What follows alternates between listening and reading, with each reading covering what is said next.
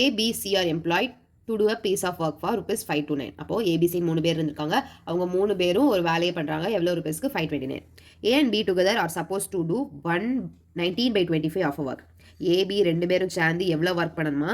19/25 work பண்ணணுமா? B and C together 2/23 of the work. ஓகேவா? அந்த ஒர்க்கில் இவ்வளோ பார்ட்டை வந்து இவங்க பண்ணணும். What amount should A B pay? அப்போ ஏக்கு வந்து எவ்வளோ அமௌண்ட் பே பண்ணுவாங்கன்னு கேட்குறாங்க.